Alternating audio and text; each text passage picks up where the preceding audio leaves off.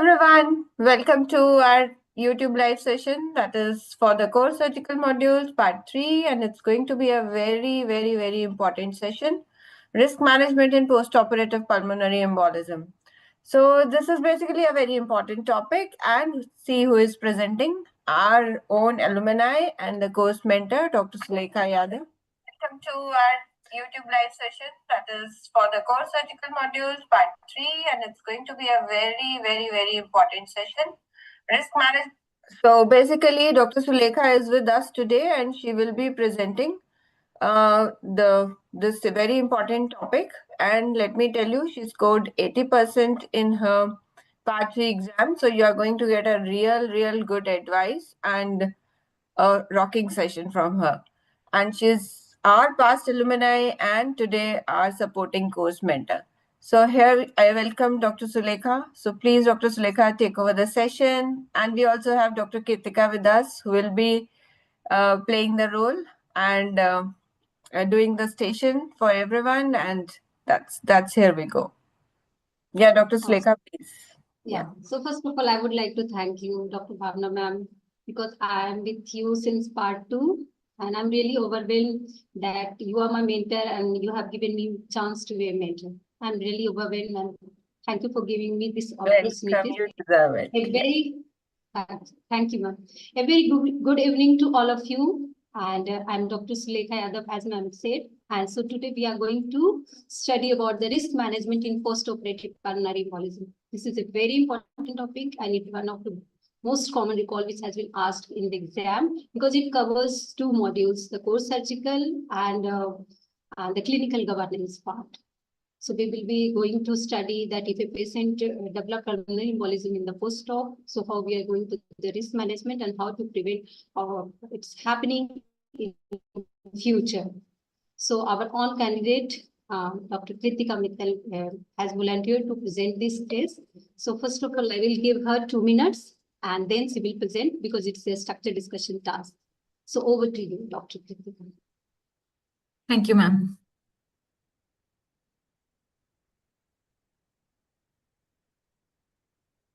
I'm candidate instruction.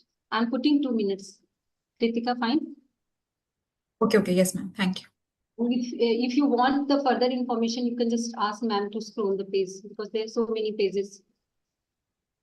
Okay, ma'am.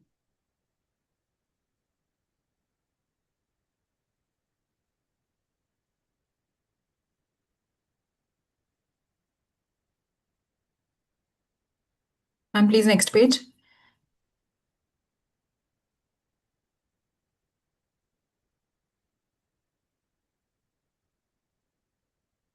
And next page.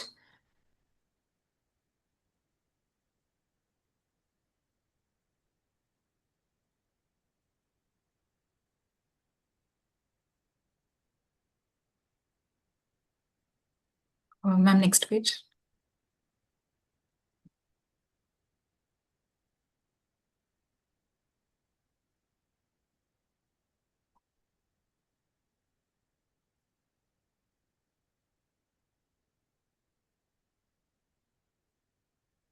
Ma'am, any further slides?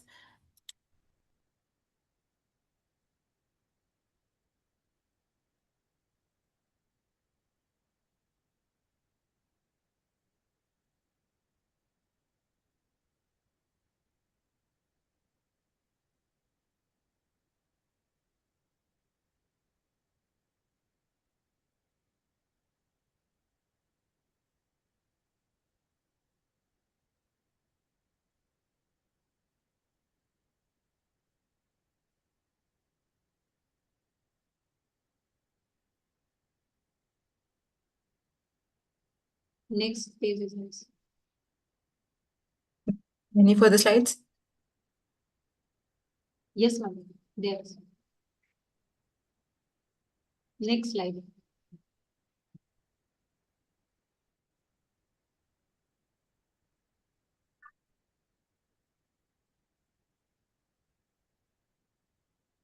Time up. So Kritika, first of all, what have you written in 2 minutes? First of all, I calculated the summary for the case. And because I will be starting with the SBAR format, so the general summary of the case and just the basic points which I can One calculate. word. One word for the SBAR format, ma'am. So Next. this is a case of No, I'm just asking what have you written important points in the 2 minutes, because our viewers can also learn that how to write 2 minutes. Like you have written Sure. uses code, is stable, is part format. How are you going to do Sure. the clinical So I just, development, risk management, like this? yes, so like the further SBR format, and after that the risk management, the 4 steps which we do, the headings, and that the particular risk in this patient, and the MIO scoring tables which were given, what is the score, and that the MDT will be involved, and that the further things how will be going on. Oh, fine. So now you can start. I'm just giving you. Can you summarize this case? Yes, sure, ma'am. So this is a case of the post-operative pulmonary embolism with a background of a 44-year-old patient who underwent total abdominal hysterectomy, bilateral salpingo-frectomy at least 48 hours ago. And she had risk factors for the venous thromboembolism, being a smoker, BMI 42, and not ambulated after the surgery, and with a missing dose of the Clexane as well, and with the VT risk assessment form not filled out. So my assessment will be based on the history taken for the patient for the specific preoperative, intraoperative, and the postoperative management. How was it done? And accordingly, I will be recommending to take the management under the multidisciplinary team of doctors and the further plan. So what additional information you will need in this case for the risk identification?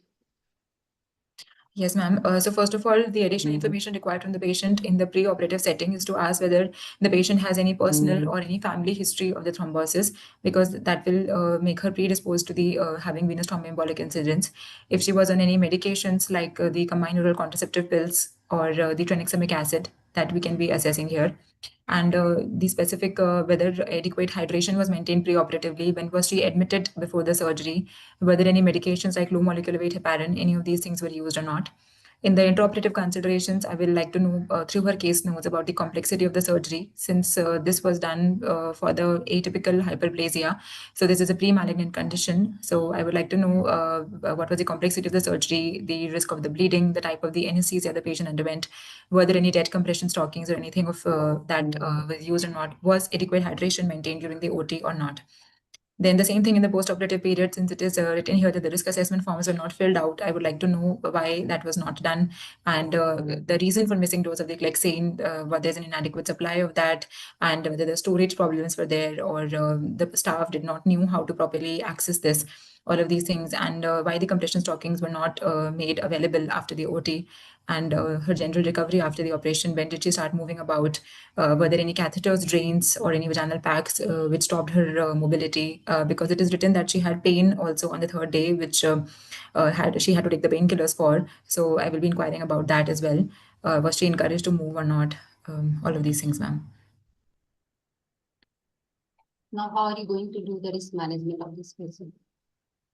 Yes, so ma'am, first of all, the risk management is a separate team in the project management team, so which deals with not only identifying and mitigating the risk, but also to increase the patient's quality of care as a whole.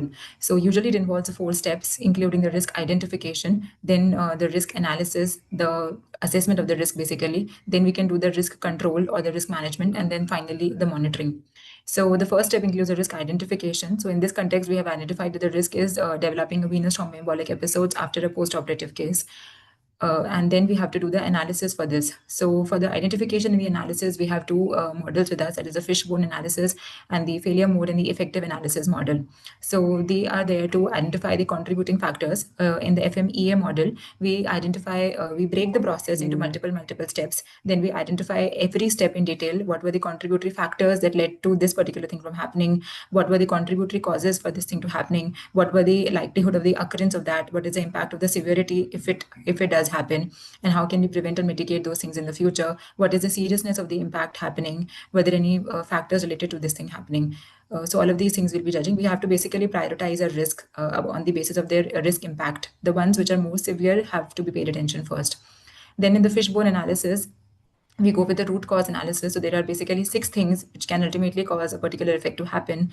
For example, the problems in the patient-related factors or in the process, the problems in the materials or in the management, the problems in the equipment or the environmental problems. So as of now, this patient-related factors were there that she is a 44-year-old undergoing a major surgery with a high BMI and also a smoker. So these are the personal-related factors for having the venous thromboembolism. After that, the environmental related factors were there that the staff was particularly maybe not equipped enough to manage this time of the cases because the risk assessment forms were not filled out. The equipment related factors could be for missing the Clexane dose on day 2 and day 3. So were there any problems in getting the Clexane supply, any problems in the storage of the Clexane injections, and were the staff not properly trained in how to apply these things, how to identify that the patient is going to develop pulmonary embolism, and also for the mobility of the patient that was not quite adequate after the surgery, that also has to be assessed. Were there not enough staff to encourage into how to do this? Accordingly, we have to identify the particular causes causing all of these symptoms so that we can identify any training gaps. Okay, and then how are you going to do the risk analysis? Besides the analysis you did with the fishbone, any other methods by which you will do the risk analysis, and then how are you going to manage this case? For the risk analysis, there are other methods like the Swiss trees model, ma'am. We can go ahead with that.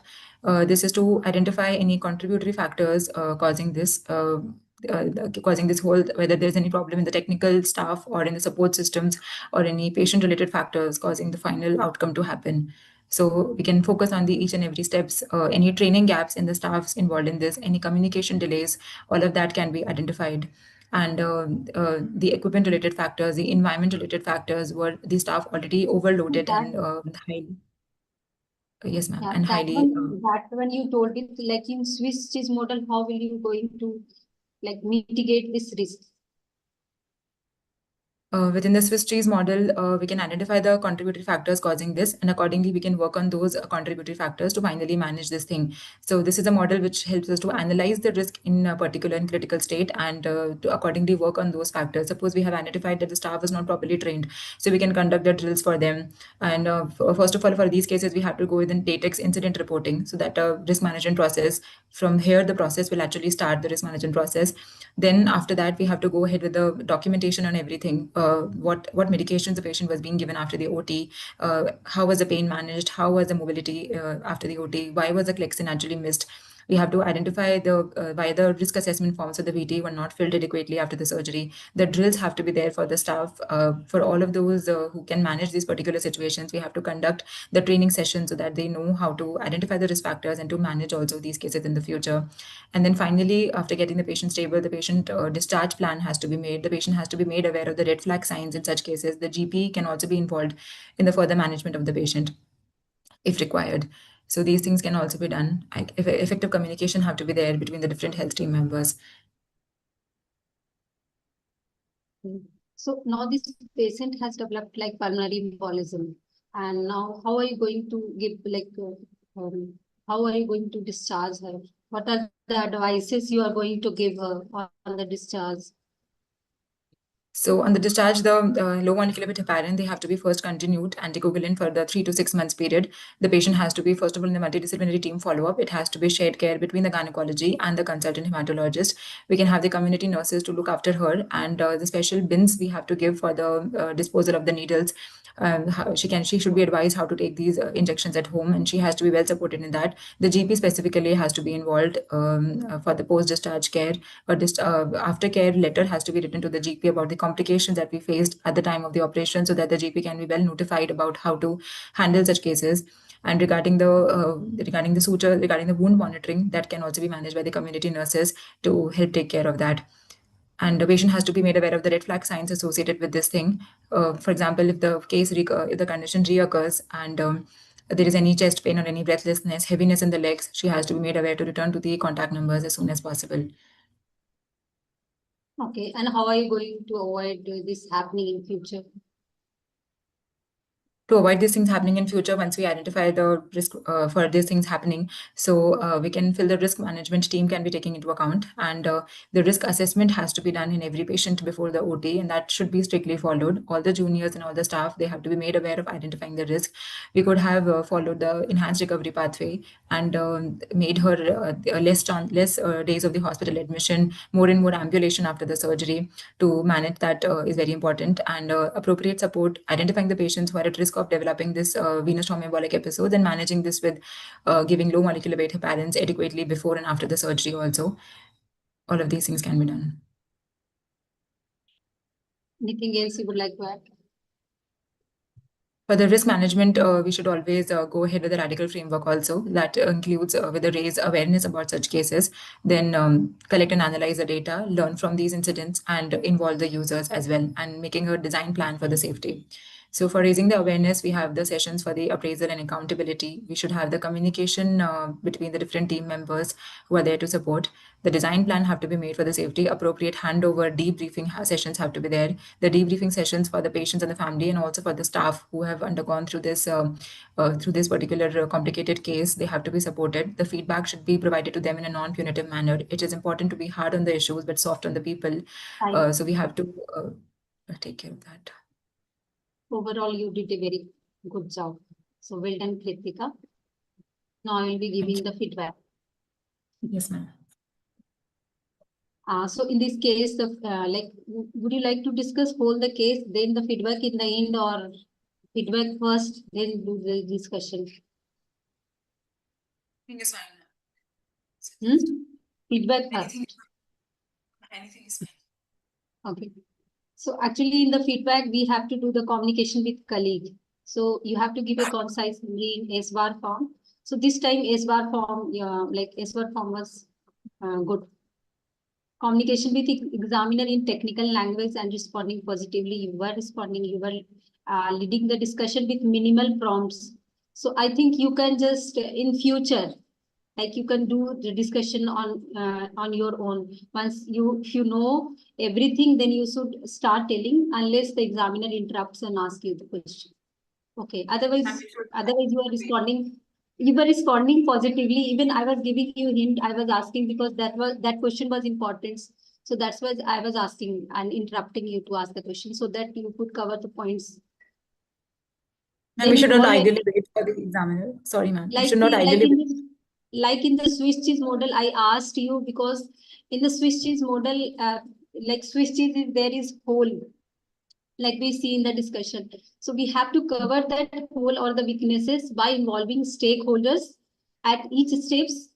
That is the marking points at all level of staffs who are taking care of the patients, like nurse, staffs, OT, theater team, everyone. And refer to S-bar tool as a form of communication. I think you told this to improve the communication between the team members. Like if the there is taking over, like if the nurse is at 8 o'clock and she's taking over, and her duty is off at 8:30, and she has not taken proper over. So that can also be for that. That's why she did not give the examination that injection Claxin. Because she received therapeutic dose, but thereafter she did not receive any dose. So there may be.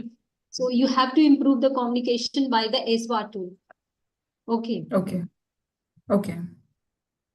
Then refer to provided information in the candidate instruction. You use this to identify the possible risk. Apply the principles of leadership in the Swiss cheese model. That is failure point, like stakeholders, clinical, technical staffs and training. You told, but you can just tell in one go.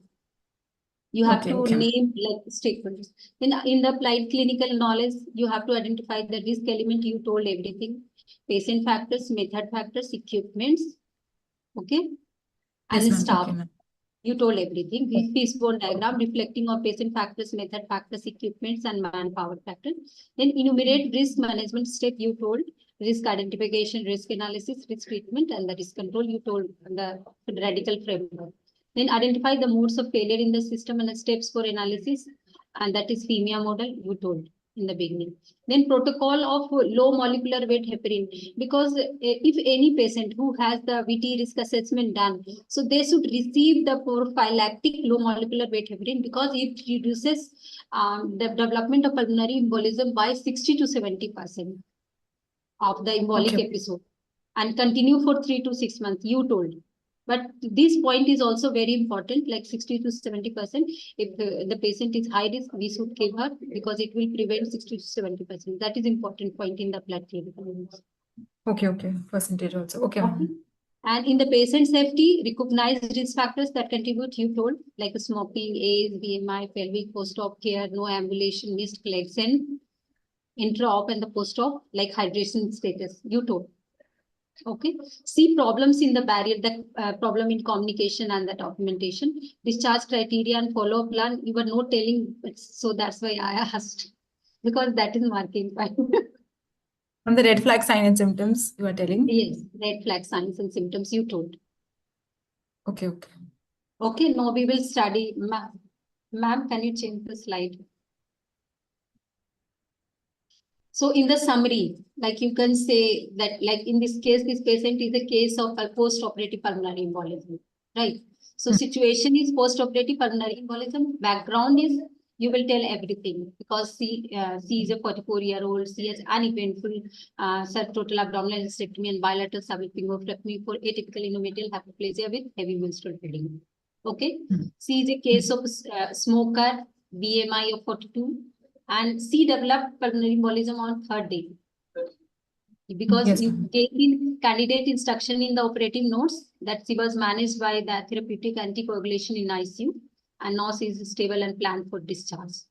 So now she is planned for discharge, so you will do the assessment. In the assessment, you need more information, like why it happened to the patient, and you will confirm that is the patient fit for discharge.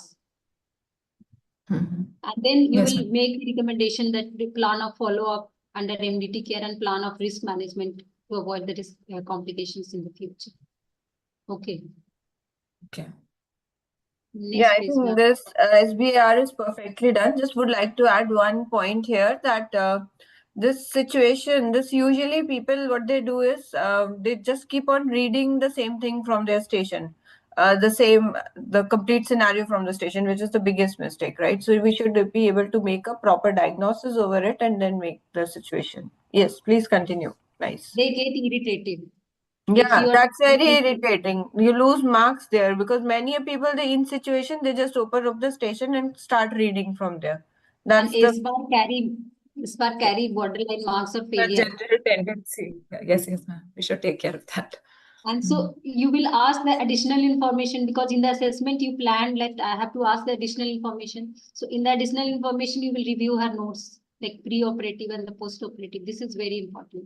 Then you will rule out has she any thrombophilias, because thrombophilia also lead to the thrombosis. Then other medical conditions before surgery, like was she on oral contraceptive pills or tranix semic acid. If she has any past or family history of thrombosis, type of anesthesia and duration of anesthesia as well. The use of stockings and the pneumatic compression, pre and post-operative hydration and ambulation. If she had primary and secondary assessment of a VT, because you see in the candidate instruction, her VT assessment risk was not filled. It was empty. So, and reason for mixing Clexane dose after giving the first dose. If the patient was diagnosed and he has received, then why the dose was missed? Then examination, that because you are discharging the patient, so you will examine her vital signs. You will see, you will check her abdominal wound, and you will check if it is suitable for discharge.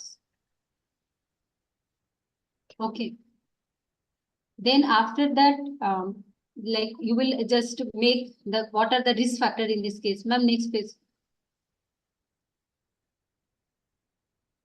So you will just check, enumerate the risk factor in this case.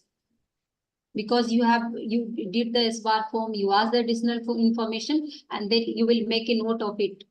What are the risk factor in this patient? Like she is a 44-year-old, she has high BMI, she is a smoker, she has a major surgery, and she has like pre-malignant surgery, like endometrial hyperplasia with atypia. She has missed dose of Clexane, primary and secondary assessment was not done, And there was also in the operative notes written that no ambulation after surgery on the first. So these are the major risk factors. So we will focus on these risk factors as well, like how we are going to do the risk management on this part. Okay, ma'am, next please. Now we will start with the like risk management. So we will just define what is risk management. So risk management is like quality improvement tool, and it is to detect, monitor, and we have to assess and mitigate the risk to the patient. So how we do? It is a set of clinical and administrative system, because in this administration is also involved processes, procedures, and reporting structures. So everyone is involved in this case. So that's how we are going to do the risk management. We will start with the steps. What are the steps of risk management? So there are 4 steps. We have to first do the risk identification. Okay. So what could go wrong? Risk analysis. What are the chances of going wrong and what is its impact? Then we have how we are going to do the risk treatment. How we are going to do the minimize or mitigate this risk.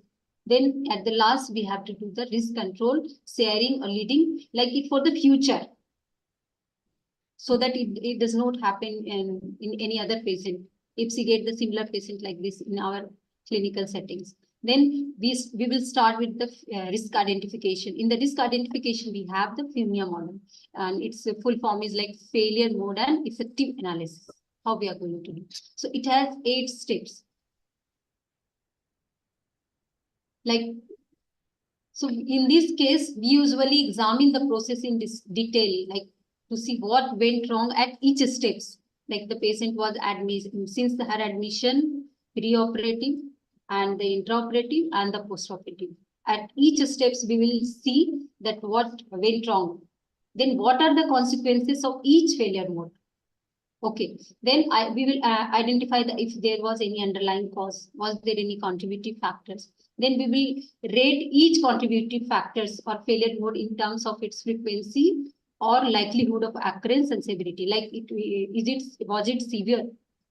The factors which we missed, or the failure which has happened, or that the wrong that what went wrong at each step, was it serious? Then existing control to prevent.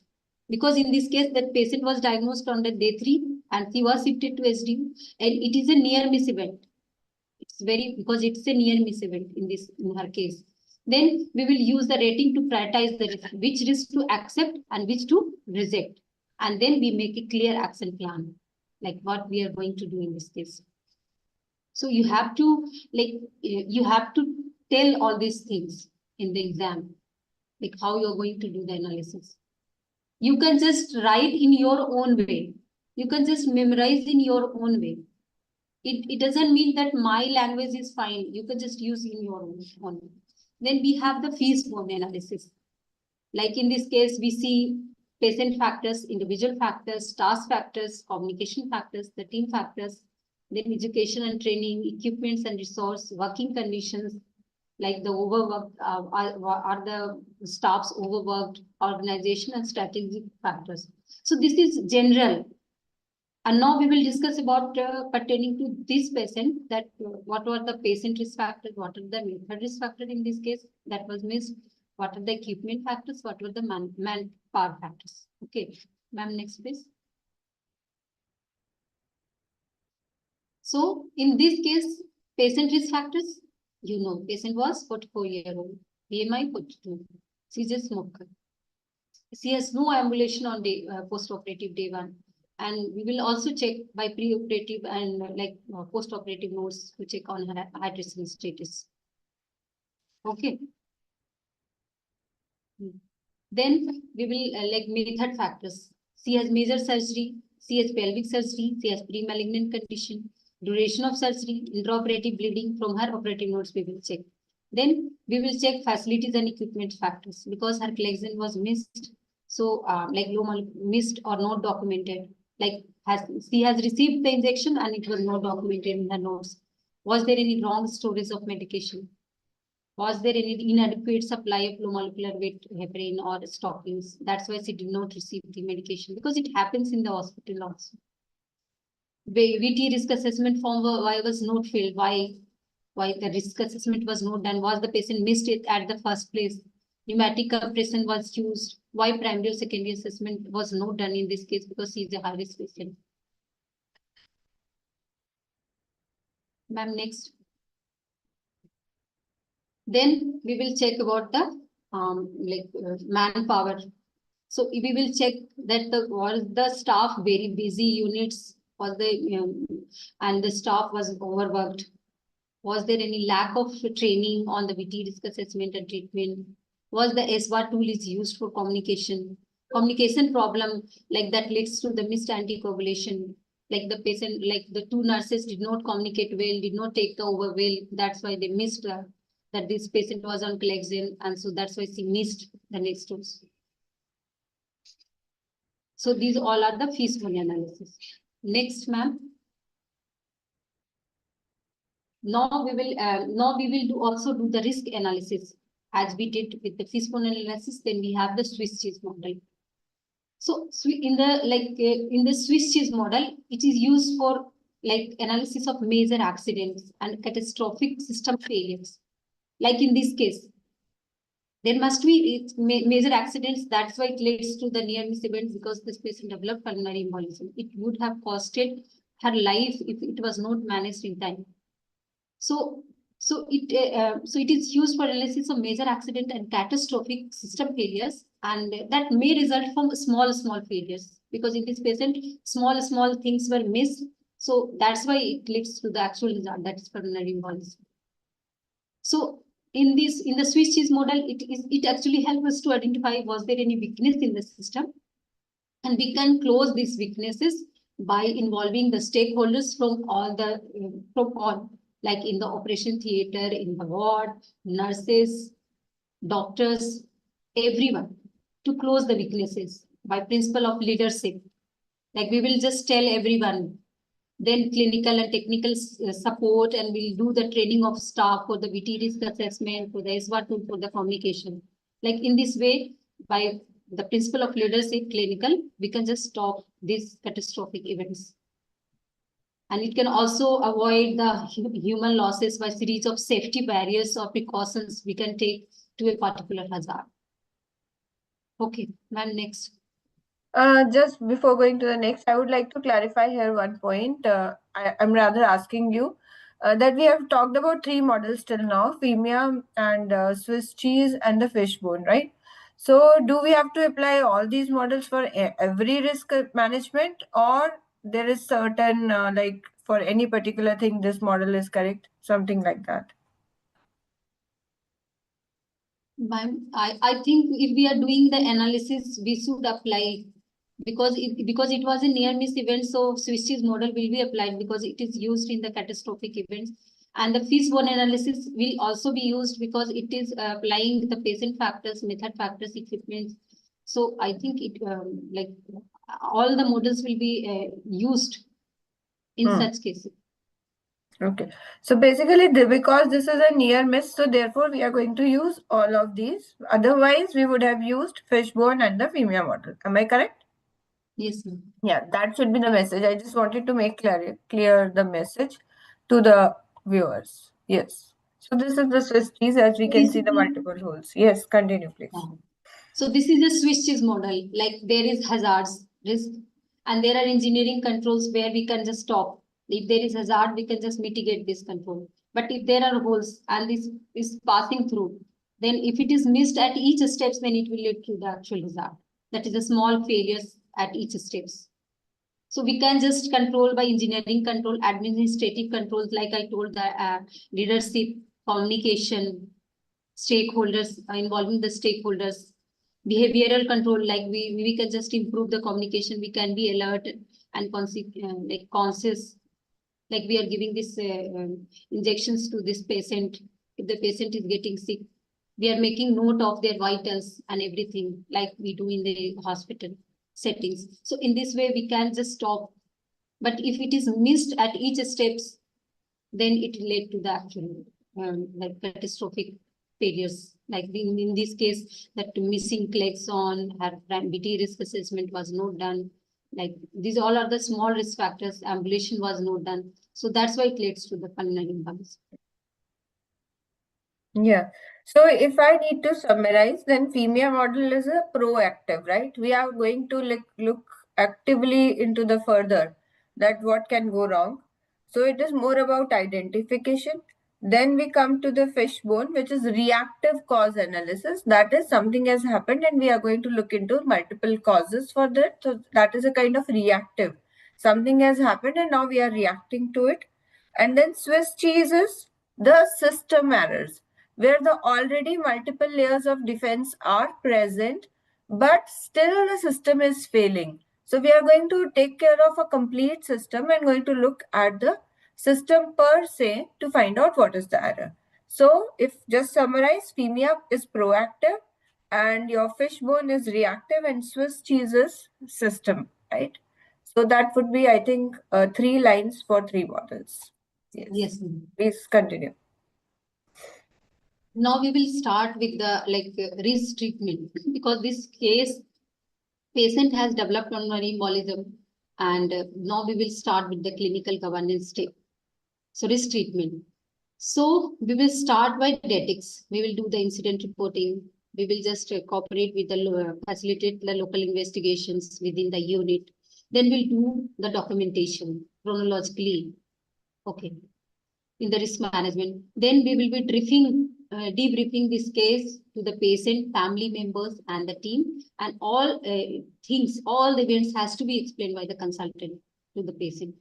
Then the duty of condor. In the duty of condor, we explain the chain of events, and even if the patient is angry and not accepting why this happened, then we have the patient advisory and liaison service can be offered. Okay, then we will start with the discussion with our team members, like our consultant, all whoever who all are involved in her care, because it's a near miss event. So we'll do the discussion by doing audits. We'll do the root cause analysis. And in the root cause analysis, where the risk management team, like you told, the risk managers, stakeholders, and we will collect the data from the medical records, or we will interview with the medical team, and then we will do the reflective practice in non-blaming manners to know the shortcomings and the contributing factors, and then we will do the re-audit after 6 months after discussion. Then we will make a plan or the protocols that how we can avoid such catastrophics on the near miss events in future. Mm-hmm.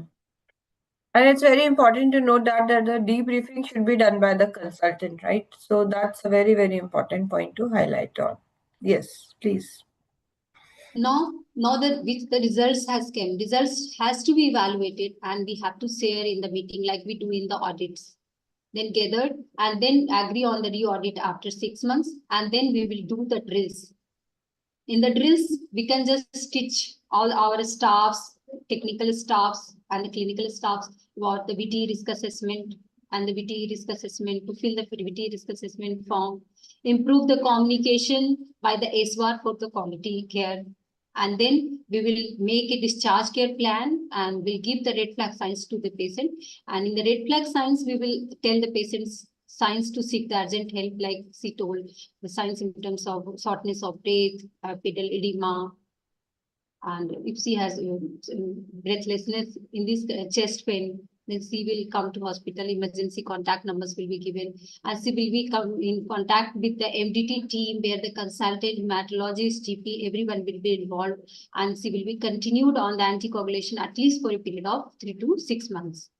And then she will also receive the adequate support and the contact and the psychological support as well, counselors as well. Now, how we can just control that it won't happen in future.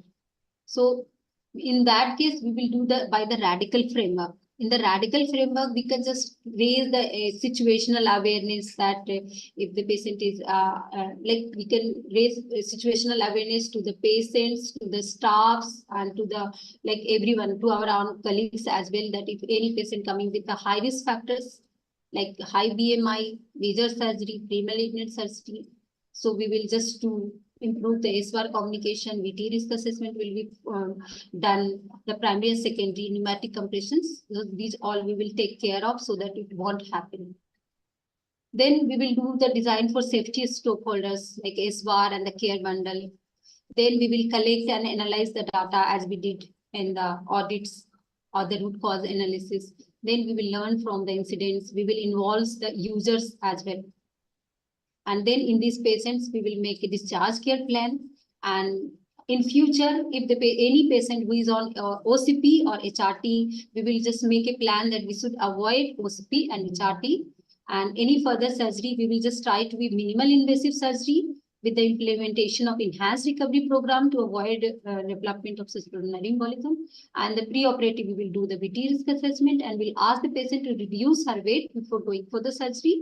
And we will advise her early ambulation. And we will also tell that if she is a high-risk patient, then she will receive prophylactic low molecular weight heparin. So because it reduces embolic episodes by 60 to 70%. And then in the end, we will just do the proper handover, documentation and communication by involving our seniors, consultant, and the protocols for reviewing the prescribed medication with the WHO surgical safety checklist. So that's how we can prevent in future. So this is the radical framework flowchart. You can just read like raise awareness, promote awareness and understanding of patient safety, engage clinicians, training, education, teamwork, risk management forums, communication strategy, appraisals, accountability, safety leadership at board level. And then we, for the design of safety like a standardization by following the guidelines, the protocols, SVAR form, like we studied. And then recommendation, we will involve the care bundles, handover, debriefing, and the surgical safety checklist, like we discussed. And in the collect and analyze, like we will safety climate measurement, proactive and pre-operative risk assessment, incident reporting, and the case notes review, root cause analysis. These all are the same as we discussed. So that's how we are going to do the risk management of a near miss event, that's pulmonary embolism.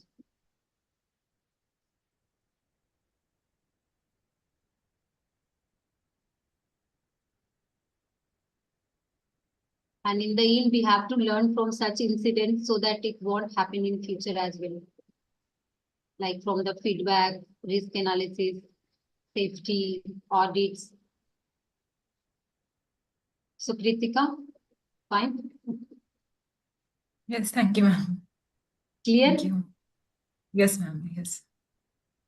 Because Sure. if in the exam, anything, if it is asked, we have to stick to that only because they want to hear that only. If you talk in general, they won't give you marks. Because they have, because Sorry, they ma'am. have marking sheets and they are just focused on the like their laptop and they are just ticking.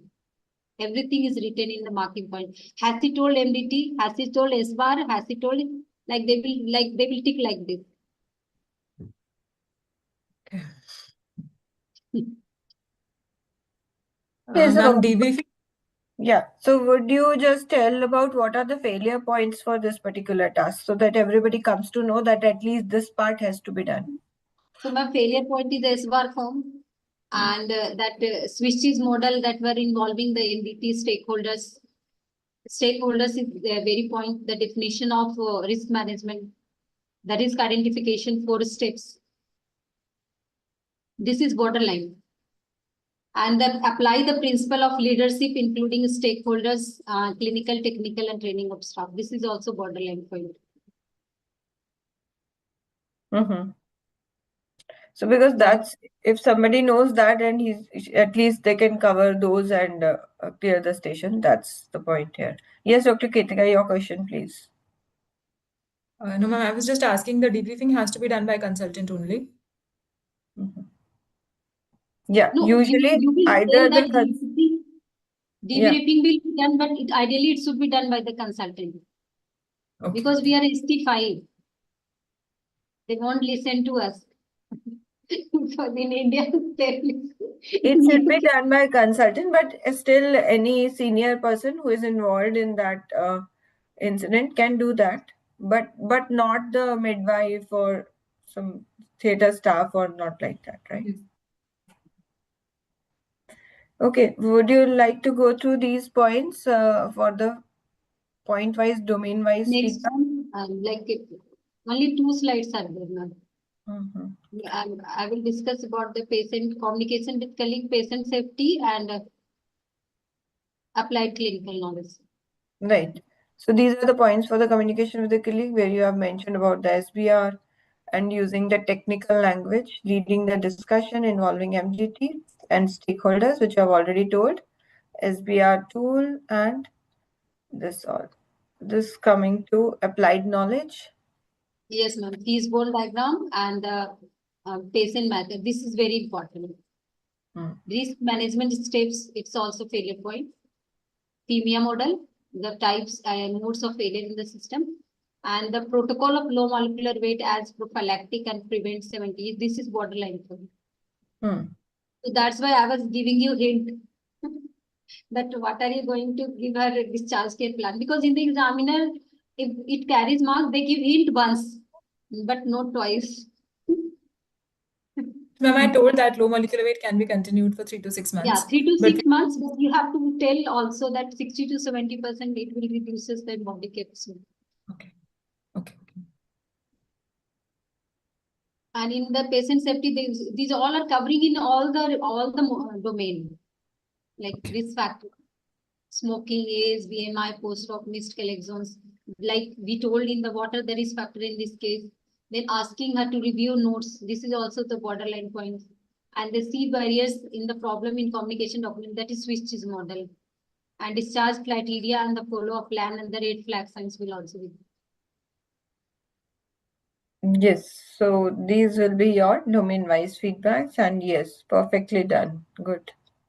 So overall, this was a very good discussion. We could learn the steps of risk management, the various models which are applied in the risk management for identification, analysis, and then finally risk treatment as well. When we talked about the radical model, so it is important to know these names and a bit about in details about these models as well. Although seems confusing, but actually they are easy. If you try to understand them, what exactly they are doing, then it becomes very, very easy. So nicely presented. Dr. Kritika, do you have any more questions? No, ma'am, that is fine. Very nice session, really. Thank you, ma'am. Okay. Okay, so we could You learn. did very, very Kritika. And But Dr. you can Sulekha, perfect it to get more score. yeah. Dr. Sulekha, can you put up 2 lines for what they can do to bring their marks to 80%? Yes, ma'am. So first of all, I would like to perseverance, consistency, and the willpower that I have to I was just studying so that I can pass. I was not aiming for 80%. I was like, I don't want to go through this module twice. It's enough because it's very demanding course. And I think what helped me that after I gave mock to Dr. Bhawna ma'am, she told me my flaws, and after that she advised us you can do mock with your role player. I started doing mock in April. I gave mock to ma'am on 13th April, and from 14th April I was doing mock with my partner. And we used to do 7 to 8 tasks a day. And in the end, I was doing 20 tasks and 22 tasks daily. So that helped me a lot. That helped me to mitigate my fear of exam. And in this exam, everything should be in your subconscious mind. You don't have to think you were thinking what to tell next. No, it should be in your mouth. You are telling on your own everything. You are not giving chance to the examiner, and you have to act as well. Like the first case I got urethral diverticulum, but it was not written urethral diverticulum. It was written she has some vaginal cyst, and she had the patient has dyspnea. She has difficulty in sitting, and she has excessive pain, and she was she was uncomfortable. Sometimes she was on the chair. She was very uncomfortable to talk. So you have to focus on the role player. when you go to the examination center and there is examiner, just see that they don't exist. You and your role play, like in your clinic, and you have to focus on the role play and her concerns. If she is uncomfortable, you have to address that. Like, I can see that you're really uncomfortable. How may I help you? In this way, you have to act. Like, because she is also acting. She has no any urethral diverticulum, but she is acting. So you have to act as well in this case. And when I saw the case, I was like, vaginal cyst, I was confused. I was in the subconscious mind, I was thinking of urethral diverticulum, but it was not clearly written.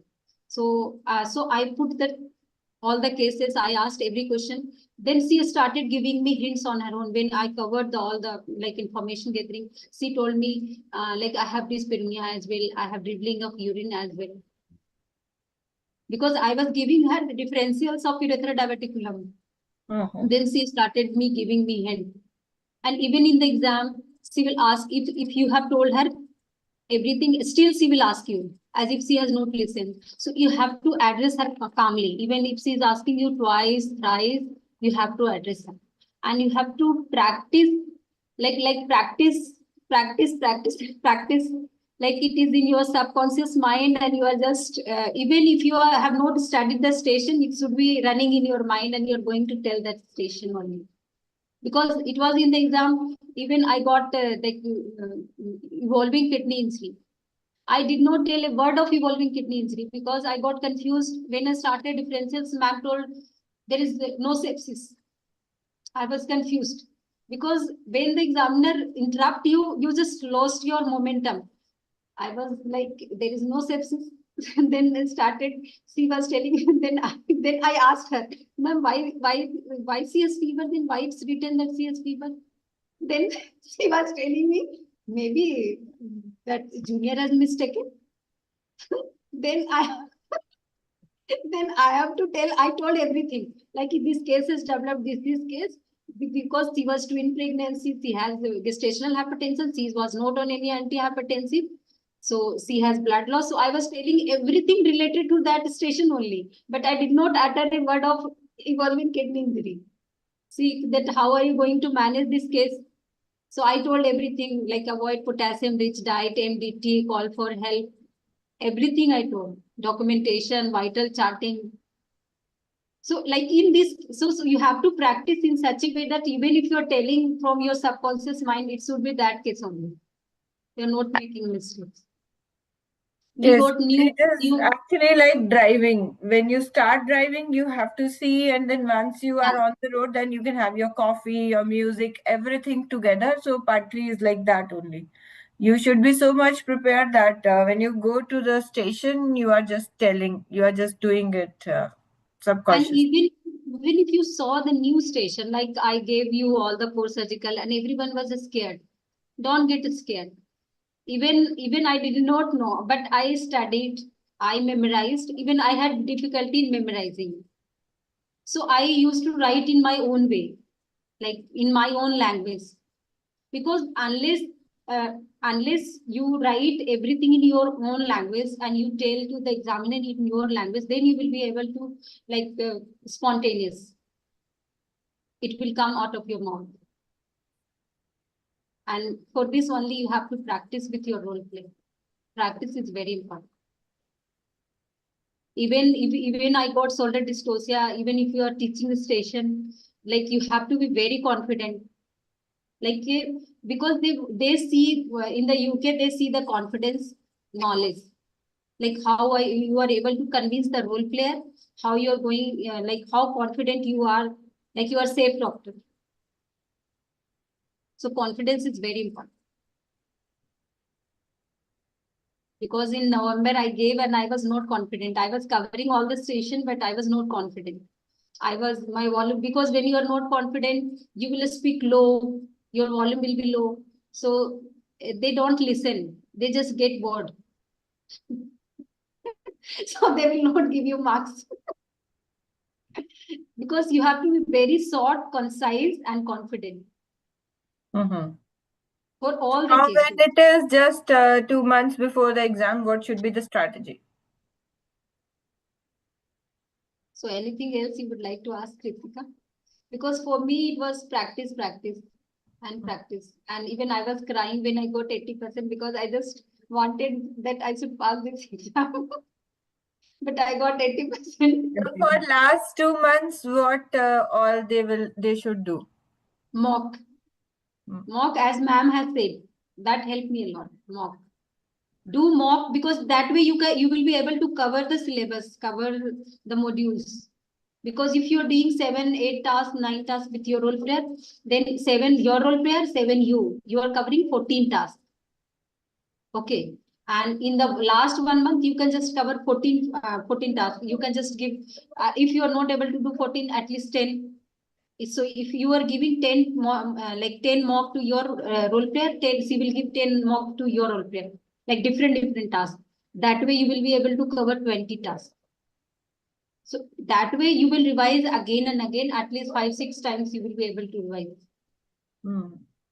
And it's not that about way you every time you go and finding new tasks. It is more about learning your original basic tasks because they do help. Yes, right? same task. And never get disheartened with new tasks, that this is very new, I don't know anything. Even if you don't know anything, just do in the structure discussion, start with S bar, and in the like information gathering, like in the SPT, start with information gathering. Because with your MBBS knowledge, still you will be able to just crack it. Because in the exam I got adenomyosis, it was new task. Even I was explaining the adenomyosis wrong to my role player. I was explaining thyroid. Then she told me herself, I think I read about in the internet that this is some endometriosis. Then I was on track. I remembered everything from my MBBS. Like PG. Yeah, it is actually like I see people panicking a lot. Why new station? Why this is in practice station? But it should not be. Because when you go to clinic, you are prepared for any patient. You don't know what patients you are going to see today in your clinic. Then why this one? So we should be ready to take up all that. Yes, perfect. Mock is very important. Like you can take mock or you can just do mock with your role player. That will be better. So And you take can just mock, give how feedback. much you are going to take mock? That would be only a one-time experience. So better is like you take 1 or 2 mocks and take the overview from the mentor, and then daily practice cannot replace that. Daily practice is daily practice. You can just practice with your role player and you can give feedback. Like you were not empathetic, you were not sensitive, and this was not there. Like important points, you could just tell. Be more critic. Be more critic. 1, 2 It's mocks are certainly very important and they should be done. But after that, daily practice is the must thing to do. daily practice is very important.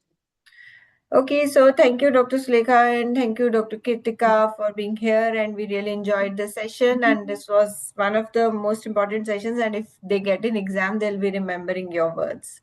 So I think that would be quite helpful. And we'll keep on having more such sessions. Till then, if you are looking for some part 3 course, then I would suggest you can come up with us because we have success in 70% less study time as they all are here. And definitely something unique, unlimited access till you pass. And you will get a domain-wise mark sheets feed for all your tasks, which you can use when you are practicing with your role player to get the exact kind of a feedback, not to wait for anyone. And the crash course for the November exam is already going. We have done 2 sessions, still more to go, and hope to see you all there. Okay, bye-bye. Thank you so much. Thank you for joining. Thank you, ma'am. Thank you, Kritika. Thank you. Thank you, ma'am.